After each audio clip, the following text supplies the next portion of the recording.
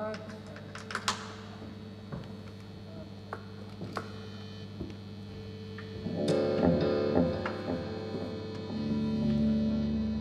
was thinking about making that noise at the start of the first tune. Just as a nice hello people. Aye, you start off, man. There. I love it.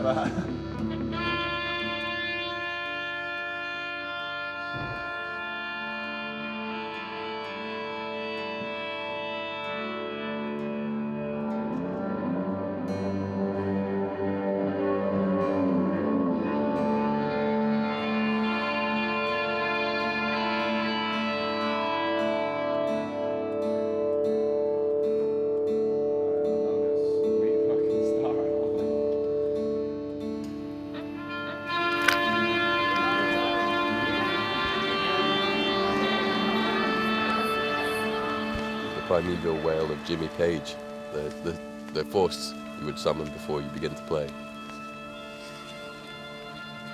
And yeah, there is something to that, very much, like in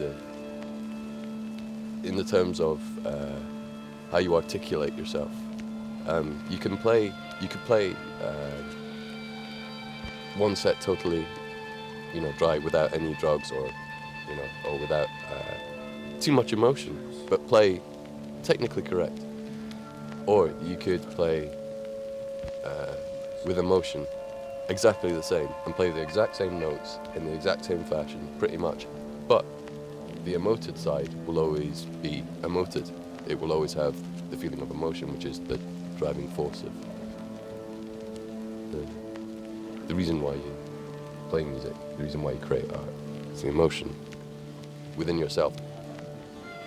Yeah, and then obviously, like, you have within yourself the fight between the brain and the heart and the guts, and they're all pulling in different ways sometimes, and sometimes it can be terrible because they're all pulling you in different directions, and you don't know really what to do, and your brain could be on form but your heart can be out of it.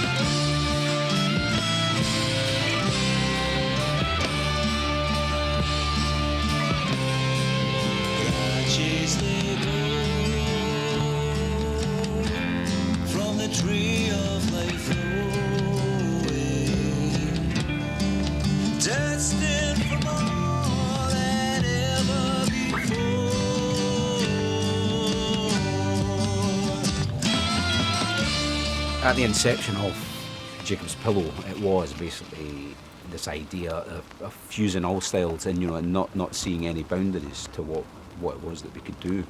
It was decided that it was time to kind of fuse the new influences that Gaz was finding in jazz and the new influences I was finding in folk music, such as, well, mainly the Incredible String Band, actually, who were kind of new acid folk at the time of the late 60s and the 70s.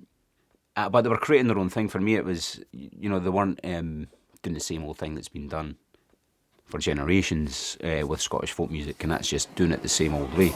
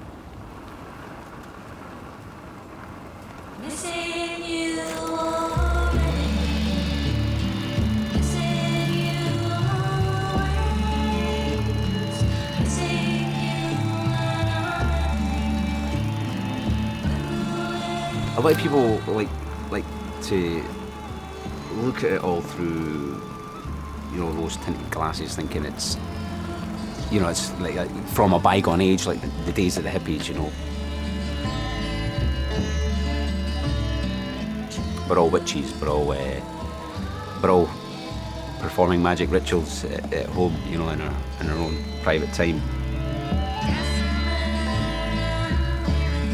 I think what we're trying to do, if anything, is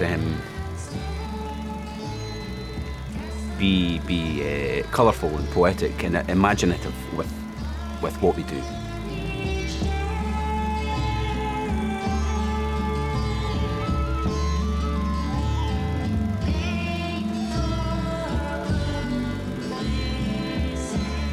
For a band like us, because we're quite different, we're not everybody's cup of tea.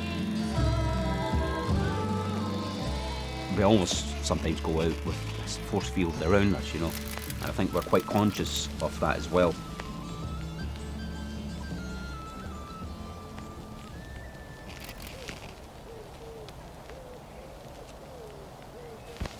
Quite nice. Yeah, that. Sort of sounds a bit like Oh, what?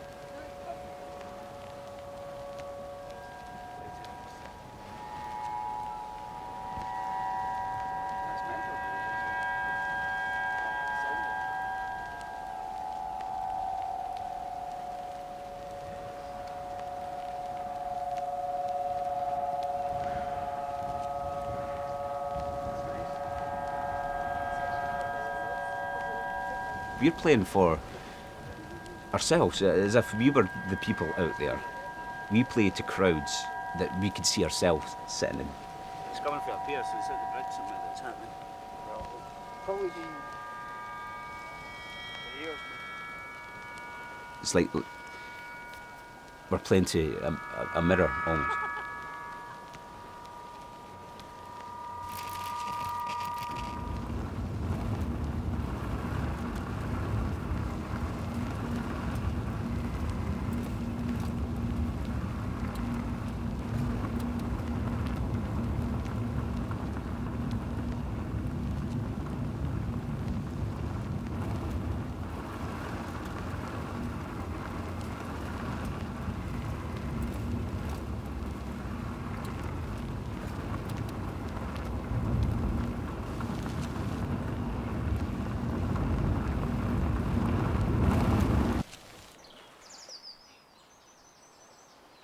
You can do a recording, you can make sure that everything's perfect, like note for note perfect, great, boom, that's brilliant. But then, well, why would you want to perform that live? Why not just play the record? So, and everyone will say, oh, but playing it live, oh, there's different things, but again, everyone talks in very vague terms, because there's no way of telling what will be a good night. Like, you can practice, let's say you're practicing before a gig, you're playing great, you're feeling totally on top of it. You play the gig, it's just no right. You can, like, all the chops can be great, you can be like in rhythm and time, whatnot, but just lacking something. There can be times when you're ill prepared for a gig, you've not really warmed up practice or whatever, but you just catch something. And again, this is totally out of this isn't the brain that's doing this.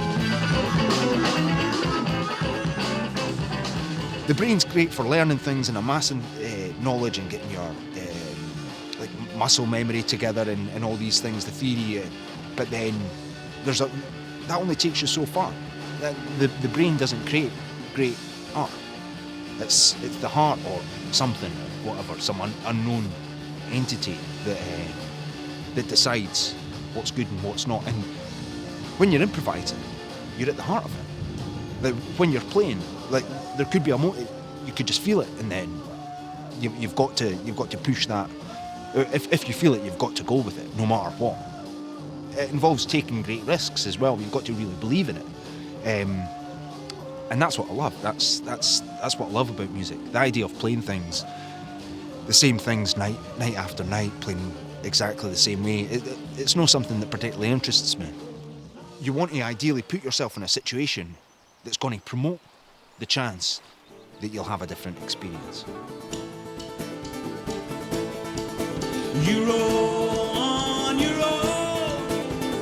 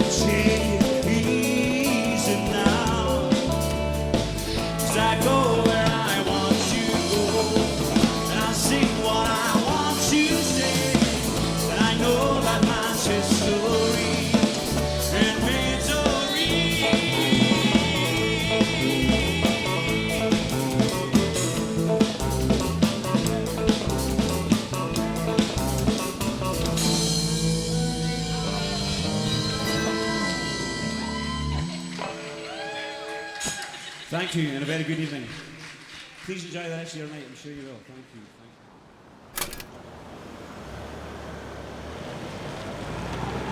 you. We were waiting on a boat and rain stopping, hopefully. As you can see, this is the docks, they're completely deserted. Just underneath there is all our gear getting completely soaked. The boat that we're going on looks petite, but it should be cool. I suppose they're breaking the rules today. Breaking the law. Us heathens are doing the wrong thing today by travelling on a Sunday, which is not the done thing on the Isle of Paris. But this kind fisherman has been kind enough to give us a lift across, so we're doing alright. I've made an exception for us heathens.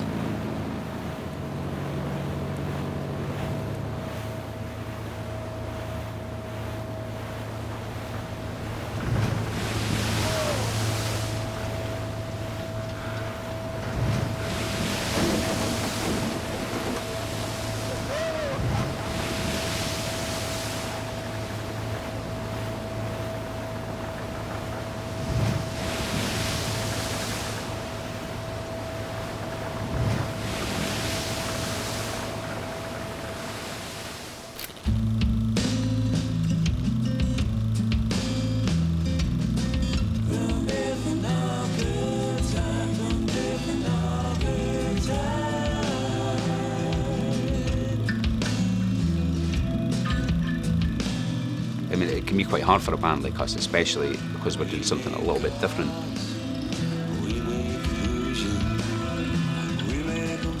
I mean, we don't expect to go out on every stage and expect to be instantly loved. We're not out to make people dance. Some of our tunes might have that intention, but that's not what we set out to do. You know, we're not the type of band that goes out or that writes music to consciously please people. We're writing for ourselves at the end of the day.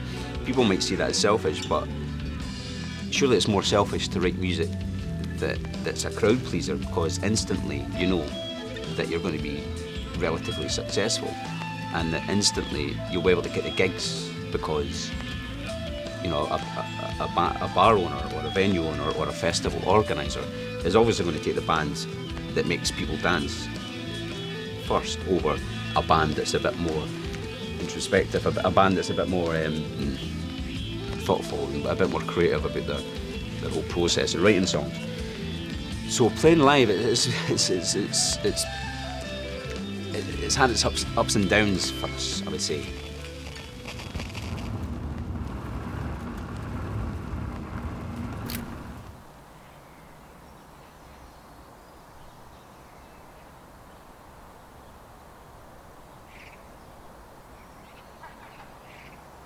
The dichotomy that we have is, in order to work as musicians, we have to do a lot of pub work. Because we can't really monetize what we do to any great extent, in those circumstances we have to entertain. We kind of give them what they want. So we can entertain, you know, we can be crowd pleasers. I mean, that's what we're paid to do, so that's what we'll give them, you know.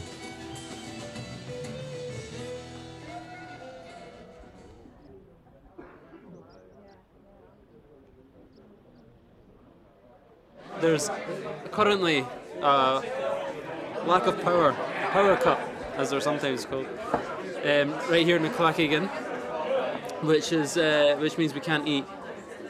That's a disappointment for me. However, we can still drink beer, and we can be in this nice surrounding and drink Hip Flask without being noticed. So there are silver linings to the clouds. But the 80s is pretty decent actually, considering the power's down. We're trying to keep it a bit stoom, but it's possible that we could play unplugged. But if we're going to get paid and everything's going to work out, then we're going to no bother about that. But we'll see how it goes. See how the locals are doing it, how the natives are feeling about us just drinking all their beer. See, they're not giving us food as well, so the food contract's pretty integral to my whole system of payment and whatnot, you know. Yeah, exactly, and especially with Paul as well. I mean, like Paul can forage, but But not in this kind of conditions. exactly. I mean, like I don't know what the foraging possibilities in a pub are. I mean, like I checked to see if there was any roots and stuff up at the bar, but no, really. Mayonnaise. I don't know what the Latin for that is. Yeah, But, Heinz, I think. One Kildonan. They're actually running out of pints as well because they've not got any compression pillar or something in the pub. So we're getting all the last pints. Just whoever wants a lager there. that's a lager. Yes, we're the band. Yeah. Can you not play something anyway?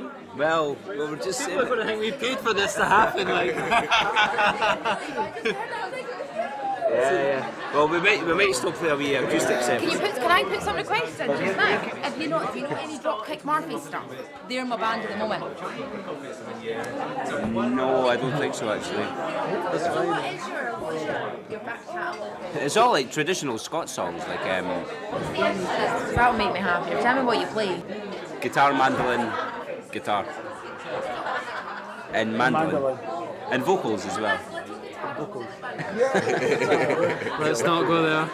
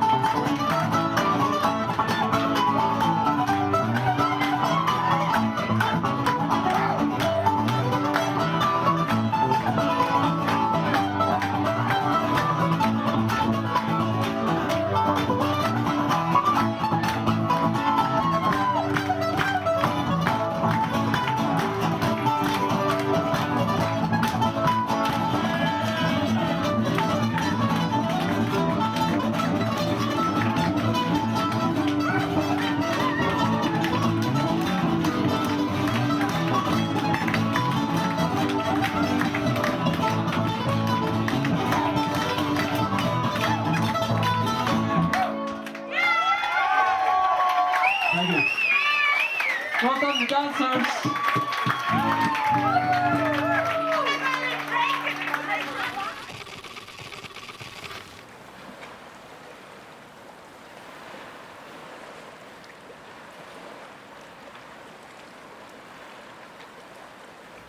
Because we've always stuck to being about the music and the art, we've maybe not found the commercial success. You can't blame an audience for not taking a chance, or you can't really blame the fact that we're unmarketable, because it says more about our individuality. I think we've maybe not capitalised on certain chances that were given at maybe the wrong times, I guess. And I think sticking to being purely about the art is not really a feeling. I think that's a strength.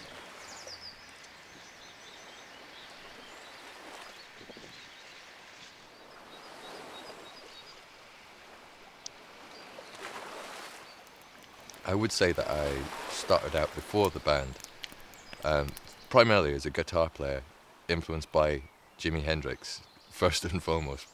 But yeah, and then obviously that was a primary influence. And then as you kind of grow older, you get into lots of different types of music, your tastes expand, your influence expand by the people that you're involved with, the different things that they're influenced by. One thing for myself, I do like classical music, but I do like classical guitar music, which is a very sort of narrow field of classical music kind of thing. And again, I'm terrible at it, to be honest, but that's still something that, you know, that has been a later interest that evolved for myself within sort of like guitar playing. When you work in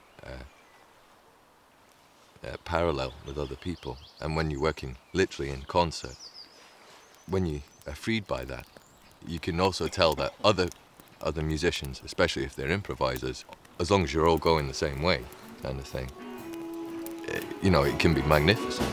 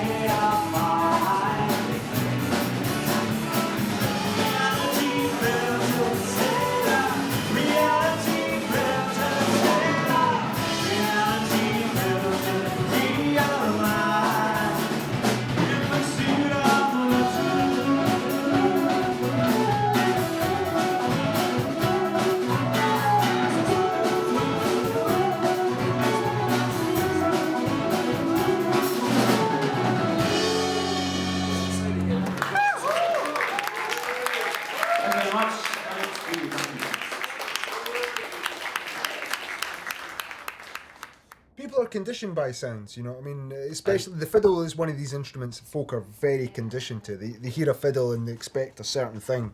So when you start putting that in the mix way, you know what I mean? People... Which is a problem. It's been a problem for us because most fiddle players, they want to play Scottish. Expect that. But also, from a musician standpoint of view, you've got like, all right, what is this I'm hearing now? How do I play against that? or how do I play with that, or how can I get away from that. You're not thinking really about you're not thinking about like the... How can I shut that out of my ears? Yeah. I'm just going to play this. That's why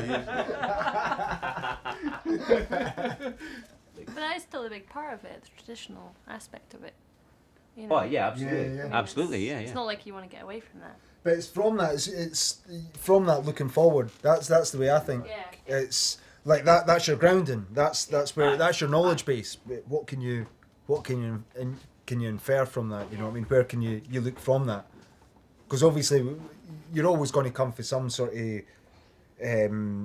grounding, whether it's in like rock music, like the general sort of guitarist like learn to play some blues and some rock licks and whatnot, and then where you're going to take that, or whether if it's for a classical viewpoint or something, well, coming from piano, you know what I mean, that is generally the way that you're going to learn. Yeah.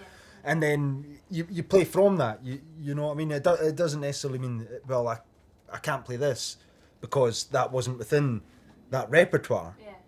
No, we'll use the techniques that built up that repertoire to explore that, you know what I mean? And presumably it should be the same for someone who's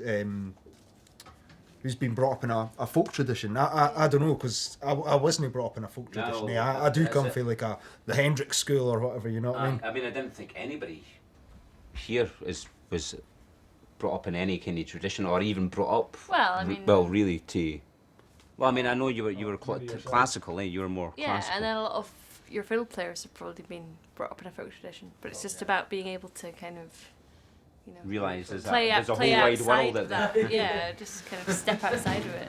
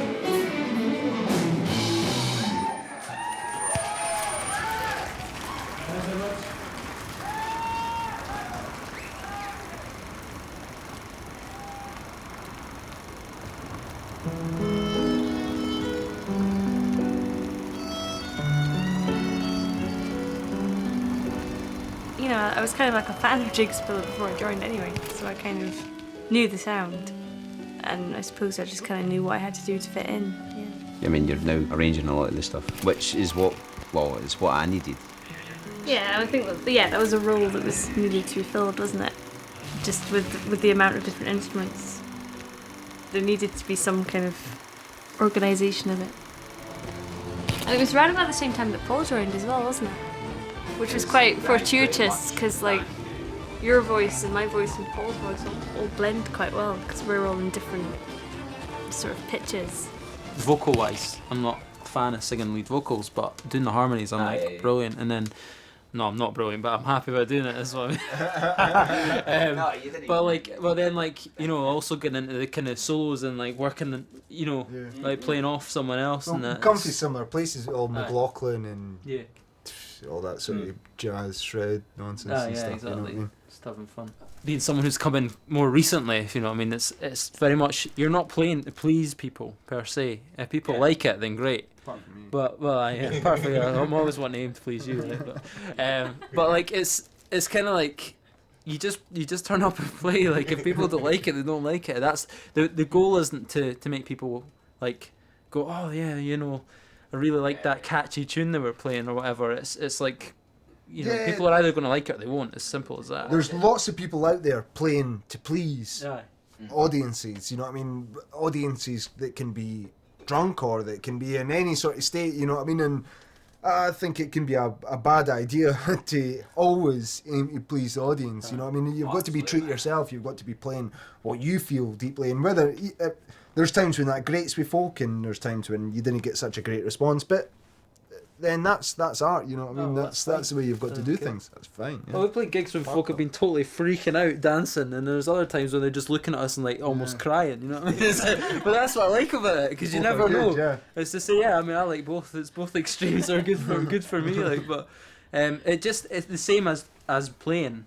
It's never the same twice. So, it keeps it fresh, and it keeps it at least we're not kind of just doing the same thing every time because we know it works. Like because then you might as well be doing a 9 to 5 grind. You know what I mean?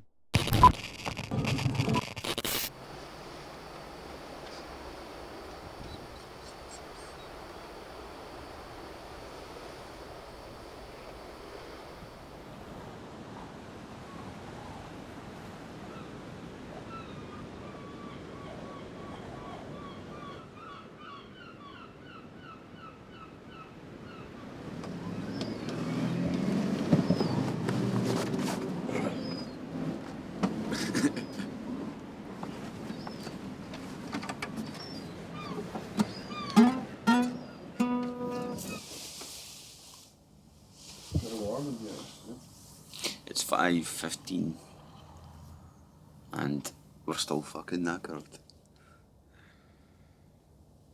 Oh, is this gonna start? No.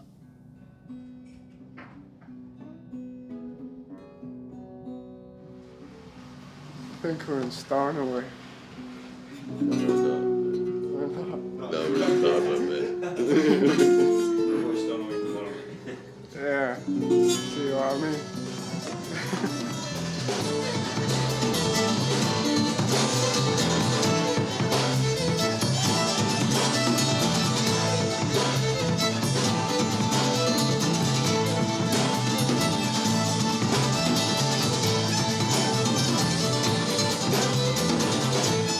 With a band, I think it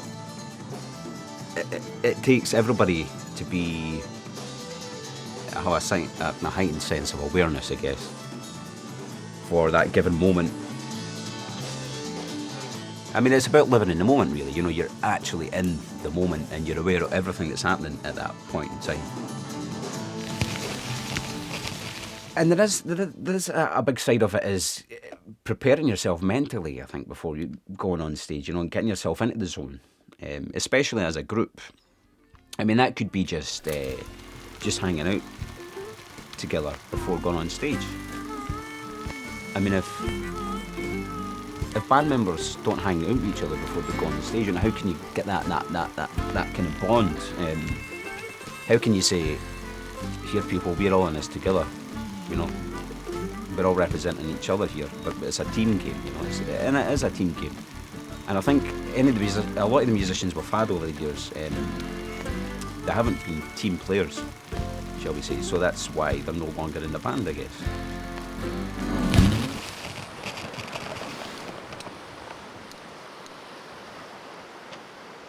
And then the whole thing about, oh, you think it's brilliant, and then you listen back to it, and then you think, oh, actually, no, it wasn't. It can be vice versa. You think, oh, that was terrible. But again, yeah, it's a hard thing to describe.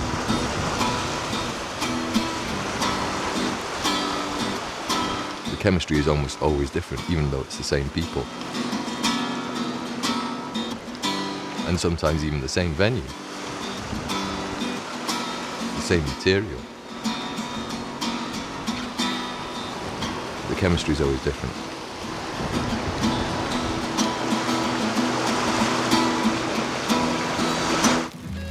I feel like we've only had a few gigs where we've actually really been in the zone.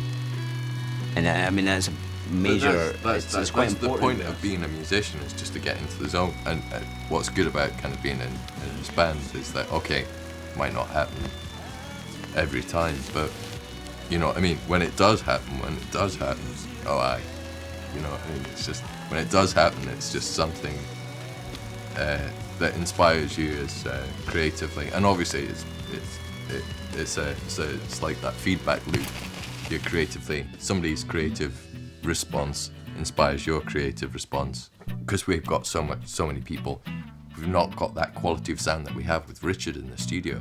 But what he's allowed us to do is to hear everything clearly and put everything in the perspective that each moment of inspiration deserves to be played into. Paul's probably better to speak about this more than anyone else, but because it's been a long time since obviously we've been doing this stuff, but it seems to be like anyone who comes and plays, whether it's for a night or whether they're going to play for a while, it'll be a permanent aspect, or whether it's just for some sort of sounds or extra tones. They just have to just get involved, like just get in and just play and make your voice heard, because there isn't a necessary set structure where it's you're going to have to do that. Like this is how it is. Exactly, yeah. This is how the song is. You're going to have to do this. You're going to have to, like, obviously there's major themes that everyone has to be able to play, but it's more about someone's personal. Like getting out their personal. There's room there for anybody to come in and bring be themselves as well, be themselves and bring whatever they want to do to it, unless they're going to take the band somewhere else, which is not what it's all about. You know, there's people that have came in and have tried to guide the band in a different, completely different direction, but that's not what we're about. There's not necessarily any set structure that JP fits in or sits in, you know what I mean? It's like at any point it can go in any direction, and that's kind of what I like about it, is because you never know what's going to happen next, like particularly within a situation where maybe like there's going to be like an improvisation section in a tune. It's never the same twice, and that's because everyone gets to just mould it the way that whatever mood they're in at that moment, and you just sort of fit. Yeah, if someone's got an idea, just say it loud, and then everyone will get in there. And hopefully we can get you on the end of it. Yeah. When you have a conversation with someone, when you're talking with someone, it's not. Yeah, I've not got a script here, and like, or I've prepared some questions that I'm going to talk to you about, and then we've got prepared answers. Like, it's like music, you'll start talking and then see what happens. Someone else will start talking, and then you're bouncing off with that, and that's the way music works. And for me, that's the way I've always done it, and that's the way it works. Our problem has been that we've not been able to find a fiddle player that can play with what that's integrated. Often too much is the whole band is something to change to what the fiddle player does. But it's tough. It's all about trying to find the people that are on the right wavelength, the right frame of mind, and that's what they want to do as well. You know what I mean?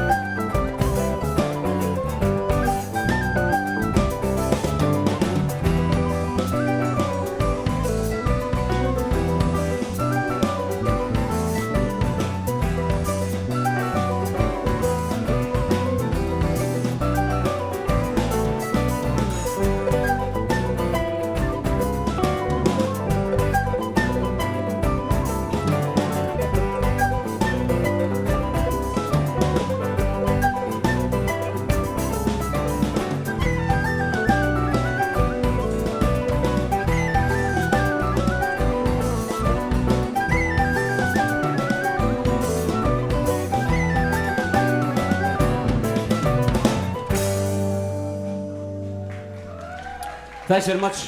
Thank you.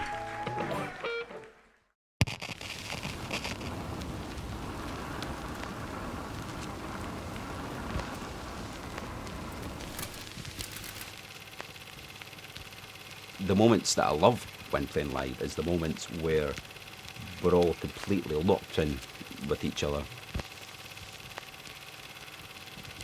You know, it's just that energy. We've captured that energy and that vibe. But that could come at any point. The great gig could come at any point. You know, it could come after not playing together for months and months, or it could come at the end of a string of gigs. You know, it's one of these things you can never predict, really.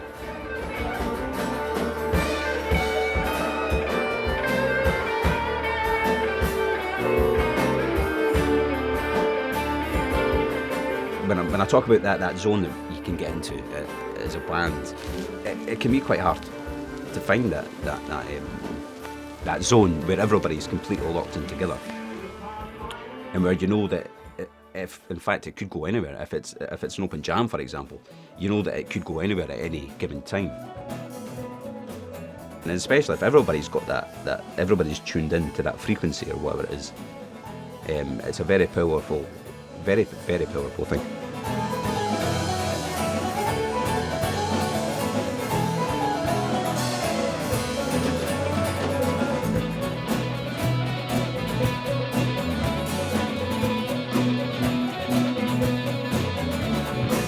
That's what every band wants all the time. And yeah, it only comes when you're playing live, I guess. If you can capture that in the studio, then all the better as well. Our best music ever has been jammed together in a room. Unfortunately, nobody heard it, but you know, who cares?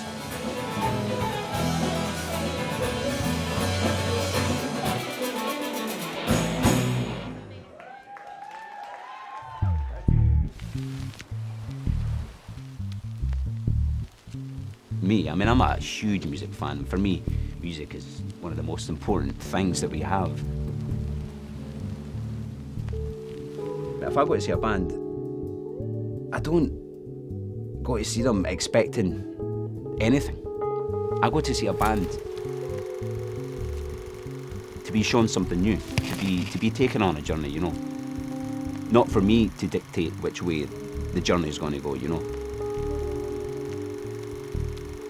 But quite often, some crowds see that as, the band are just playing to themselves. They're very, very self-indulgent. You know, they're not playing to the crowd or whatever. But it's like, come on, you know. I mean, if I go to see a band, I want to be moved and taken somewhere.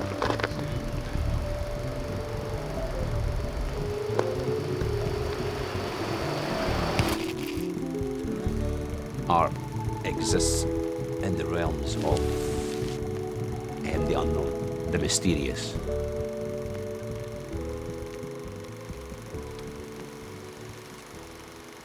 And I think we definitely draw our inspiration from the mysterious side of things, shall we say.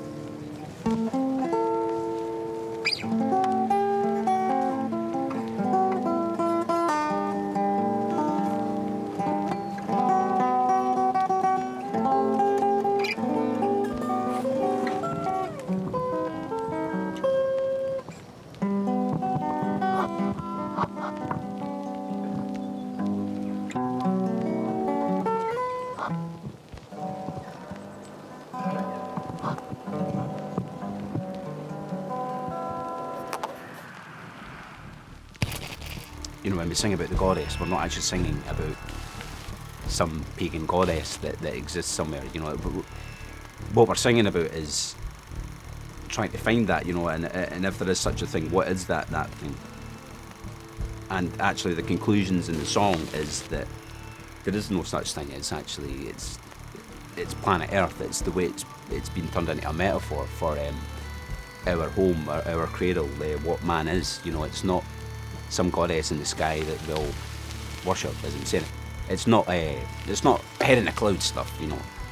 Every one of our songs, although it might sound a bit kind of far out or whatever, it's not. It's actually grounded very much in reality, although it's written in a way that can be open to interpretation, I guess, which I think is important. You know, if we write a song about space-time, we have not got the answers. We're not trying to give answers. We're just trying to provoke thought, freedom of thought, if anything.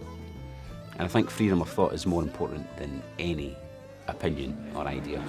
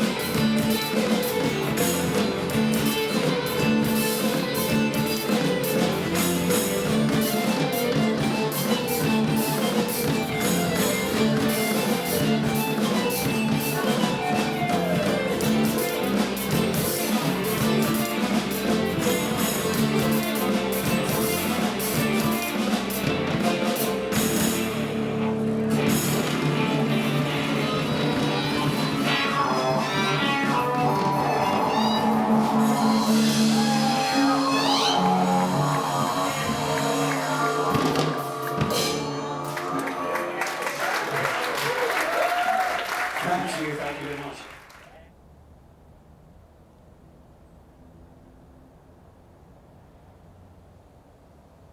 Well, but you didn't. I mean, there was. See, last year we had a gig cancelled on us, because the guy didn't like us. Aye. But I mean, but I've not had. Come and see you beforehand, or? No, we had 2 gigs lined up at this place. We played the first night, and the second night he was like, didn't bother coming along. Why? Well, he was kind of like, nah, he's only folk and that. He's only playing folk music. I was like, well, aye, we are, but it might not be entirely all traditional, but we are playing folk music, But he was like, nah, we're not having these. I mean, we did have people, like I was saying in Orkney and that, like, chucking coins and shouting stuff and that. Yeah. They were shouting that, But I've not experienced anything like that on this tour, like. No bad vibes at all, like. It's lucky, man. Like, people start doing that when you got a microphone in your hand. Yeah, pretty nasty. Inciting riots and shit. Nights can go fucking pear-shaped if you get on the wrong side of the crowd. Or if the crowd it's trying to start single out the assholes. annoying you. Get the rest of them on the rest of the crowd on your side, like against the assholes. That's the trick. After a few years playing festivals, and I think festivals is the key, really, like getting into festivals, because loads of people are going to be there anyway. And it's not like you're trying to draw a crowd, because there's people there in the first place. And then eventually you can start drawing your own crowd or whatever. But aye, we're doing alright, like. We'll see what happens tonight. Aye.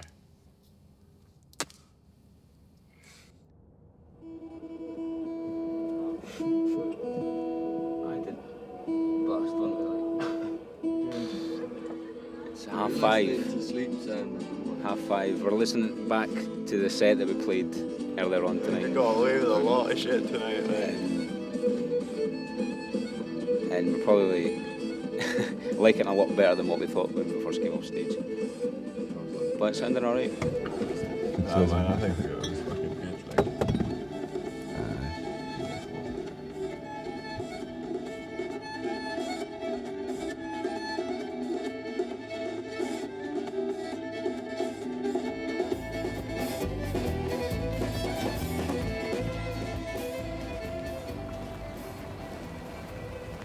If you've not got a decent sound, you can never gel, you can never lock in with each other.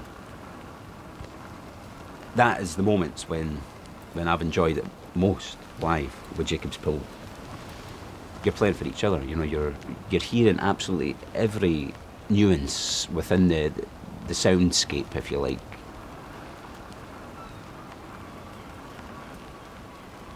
I mean, that's the height, that's the pinnacle, that's the thing, that's what every band wants all the time. But I guess that's if you had the perfect time every time you were in the band, I mean, why would you do it? There would be nothing else to reach, nothing else to achieve,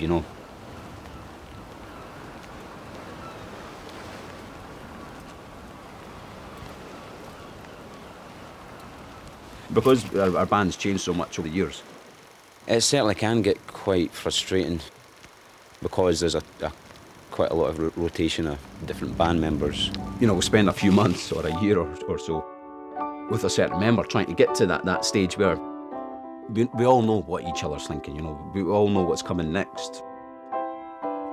But then, you know, we have to get someone else in. The past few years has been continually a building process and then wiping the slate clean, starting again. So I think that's why we've not been able to find some kind of consistency, I guess. Then again, we've been consistent in other ways, you know, like we've been writing songs and tunes for the past few years quite consistently. And we've been progressing with our standard consistently as well.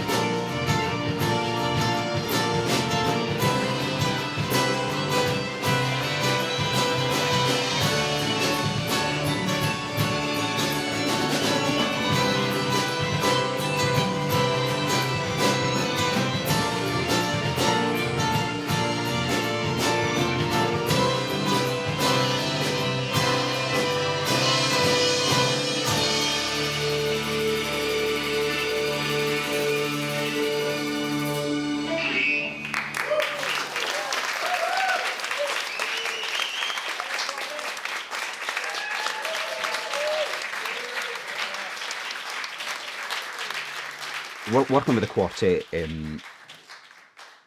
I mean, I never ever thought that would have ever happened, you know, and it did. We didn't shy away from it. We approached it, and we relished the challenge. And I think the results from that are, you know, brilliant. I think as long as we remain to be about that, about the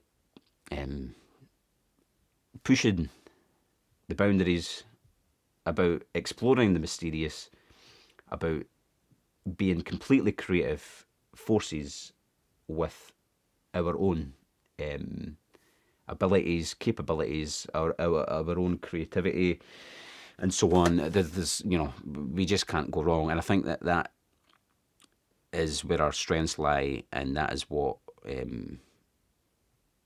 will take us on to the next project or the next venture or whatever, you know. And there is no end in sight for us. The Jacob's Pillow universe is an expanding universe, you know, just like our own universe. It's expanding, and it's actually speeding up as it expands, you know, which I think is beautiful.